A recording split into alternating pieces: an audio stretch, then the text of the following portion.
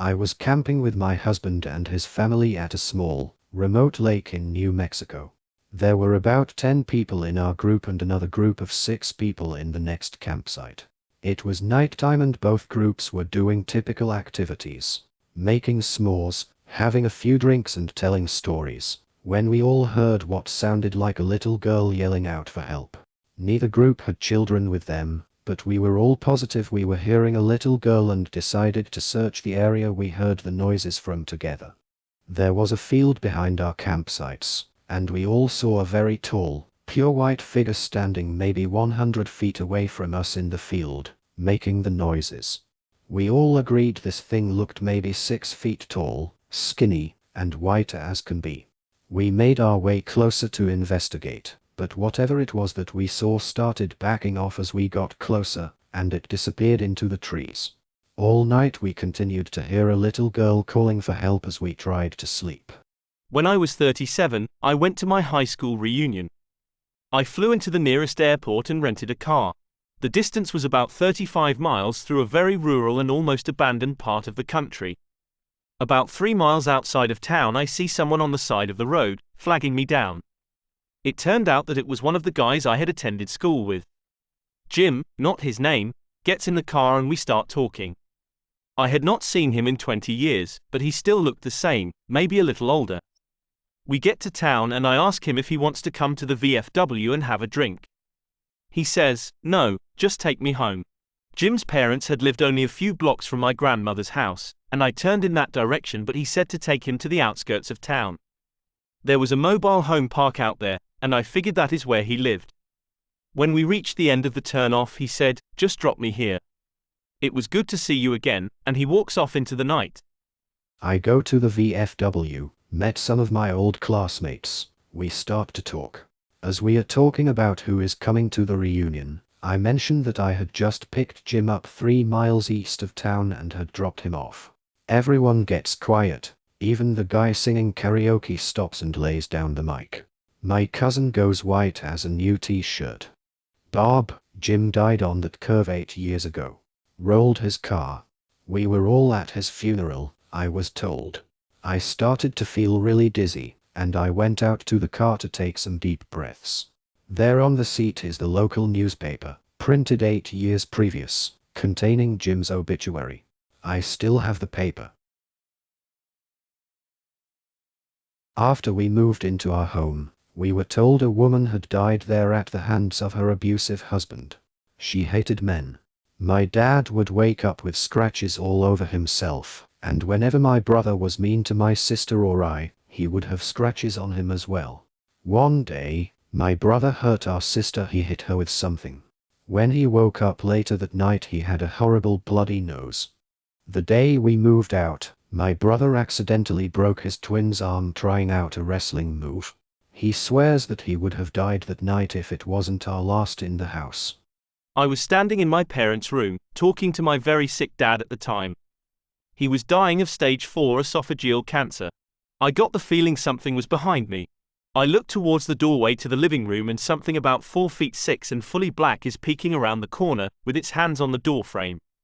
I ran towards it, and it slipped back around the door. When I got outside the doorway, there was nothing.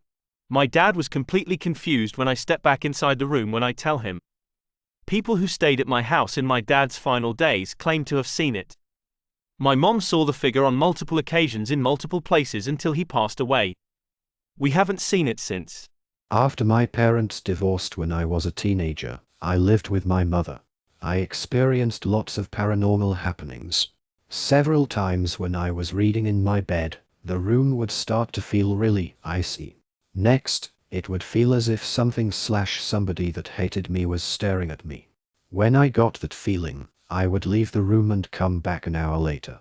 Sometimes during the day, I would see a shadow figure sneaking along my bedroom walls. Something in the flat was pretending to be my dog. I went into my room and heard a deep growl from under the bed.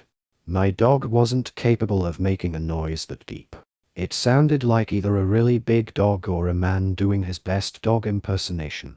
Other times, my dog would whimper and pace in the room next to mine but wouldn't come when called, as if he was afraid of something in the hallway.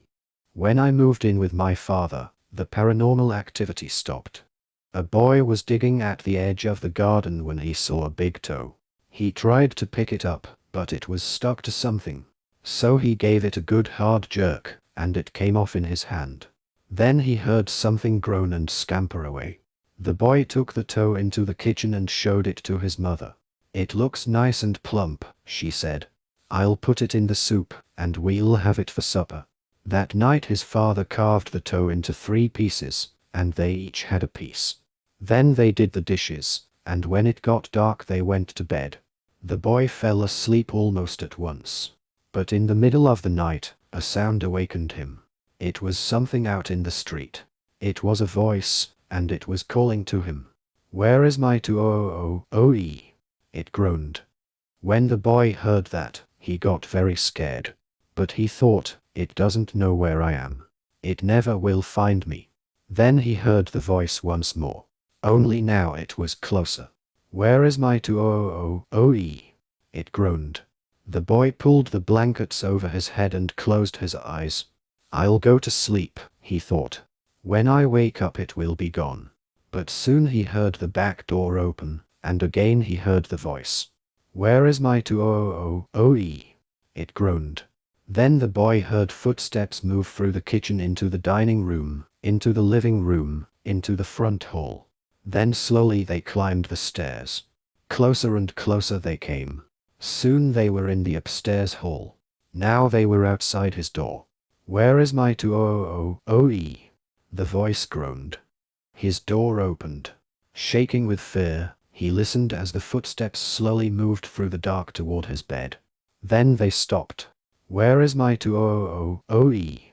The voice groaned. My uncle was walking down a lonely dirt road one day. He came upon a man who also was walking down that road. The man looked at my uncle, and my uncle looked at the man. The man was scared of my uncle, and my uncle was scared of that man. But they kept on walking, and it began to get dark.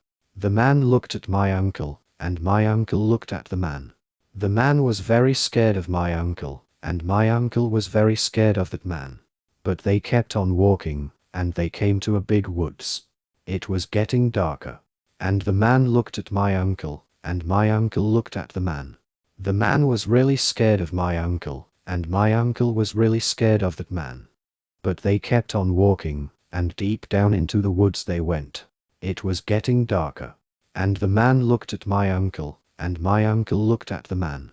The man was terrible scared of my uncle, and my uncle was terrible scared of